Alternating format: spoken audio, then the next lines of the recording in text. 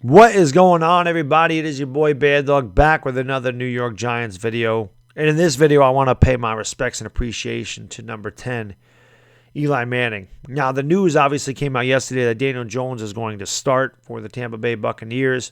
And although I'm very excited to see the future of this team going forward, seeing what Daniel Jones has to bring to the table, having some new life out there, I'm excited about seeing where the direction this team goes. It hurt. I'm not going to lie, it was bittersweet, man, because as Daniel Jones becomes center for the New York Giants, or plays behind center for the New York Giants, it will no longer be Eli Manning. Now, the Giants are like family to me. I love the Giants with every fiber of my being. You guys watch my videos. You watch my live streams. You know I'm an emotional guy when it comes to the Giants. You get that. You see that because they're like family. I've told that story before about when I became a Giants fan back in '84. The first Giants game I ever watched was with my dad. And my dad was a long-haul truck driver, so I didn't get to spend a lot of time with my dad. But we always had that Sunday, the football Sunday, same with my grandfather. So when I watch a football, when I watch the Giants on Sunday, I always think of my dad. I always think of my grandfather, God rest their souls. I always feel like a part of them are with me watching the Giants. Lawrence Taylor was my guy growing up. I loved LT. That was my boy. I loved watching that guy play. He was the most dominant player I ever saw on defense. He was just ridiculous. Watching Lawrence Taylor cry on the sideline back in '93 when we were getting killed 44-3 by the Niners in a playoff game, it crushed me because when I saw him, I said, I'll never see him play again. So it hurt because that was my favorite player. And I said, I'm not going to get to watch that guy do it. I remember everything that he did. And, of course, in '93, he wasn't what he was in '86. But I still loved him the same, but he couldn't produce the same. Haven't had that connection with any New York Giant until yesterday with Eli Manning. Thinking about all the things that Eli Manning's done for this team, the way he did it for this team. Eli Manning was always the most consummate professional, man. He took scrutiny his whole career, even from draft night, because he forced his way here to New York. He took scrutiny from everybody. He took scrutiny from the fans. His first day out there, he had to hear that he's Peyton's little brother. He had to live up to those expectations. He had a world of pressure on him, and he passed with flying colors. Players have taken shots at him his whole career, and Eli Manning may have had a one or two word response from him, but he never got into a war of words. He played on really bad teams the second half of his career, and he never complained about it. He never threw anybody under the bus. Never. Never had any of that. And even this with the Daniel Jones thing. Takes it in stride. Doesn't go in throwing a fit. Doesn't kick anything, break anything, hit field goal nets, swear at the coaches, swear at the media. Nothing. He just takes it in stride and says, I understand. It's the kind of guy that you want on your team. It's the kind of leader that you want. It's the kind of guy you want winning championships, man. That's what Eli Manning is. He's a champion. People call him overrated. People say he's lucky. People can say whatever they want. People say take away his 2 Super Bowls. What do you have? Well, you can't take away his 2 Super Bowl victories at all. There's a lot of franchises that don't have 2 Super Bowls. Eli Manning won 2 Super Bowls for this franchise. Now, I'll always be eternally grateful for what that man meant then, means now, and will always mean. Because at some point, number 10 is going to be in the Ring of Honor. At some point, number 10 is going to be in the Hall of Fame. And he deserves every bit of those accolades. And there's one thing I'll say to all the criticism that everybody's given Eli Manning from his rookie season all the way through now. I know that all Giants fans, no matter whether you like the guy, didn't like the guy, you will appreciate and respect everything he's meant to this franchise, and you should. There are 2 games that Eli Manning had a number of games that were really impressive.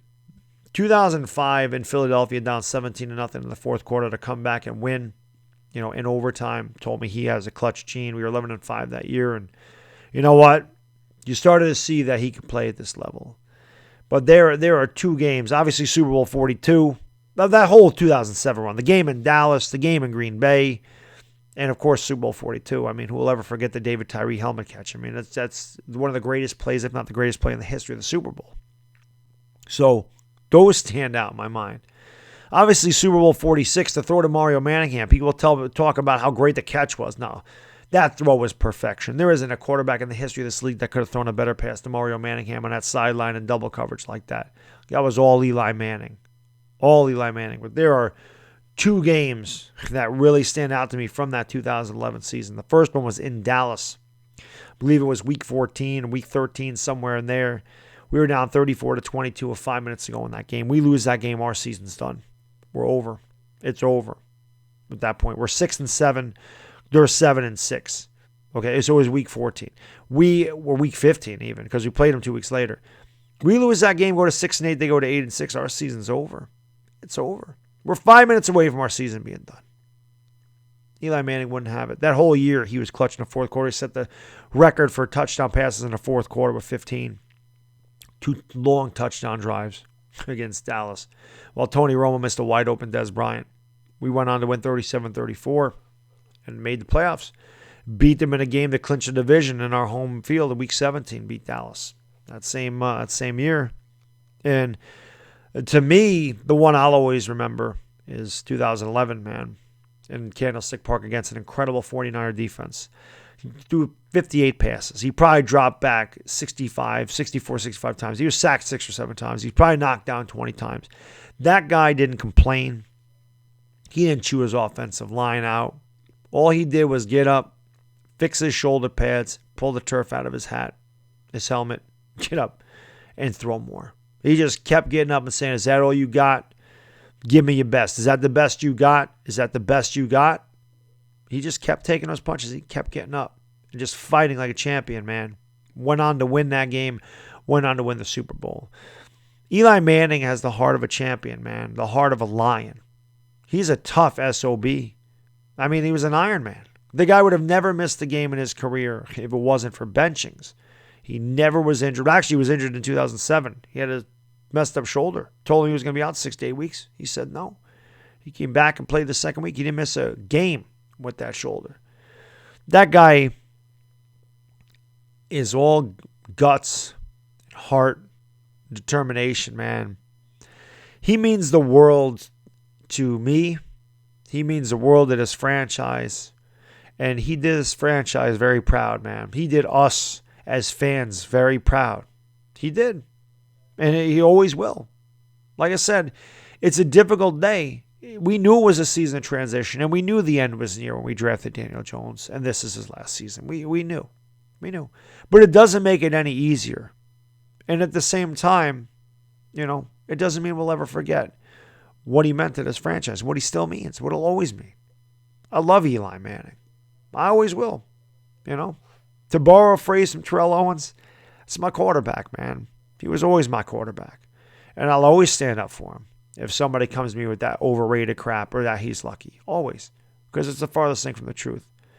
There isn't a fan that can tell me, except for maybe Patriots fans, let's be honest, they can tell me if I'm telling you you're drafting a quarterback in the first round and he's going to do everything that Eli Manning did for you or for us, that you wouldn't take that, you're lying.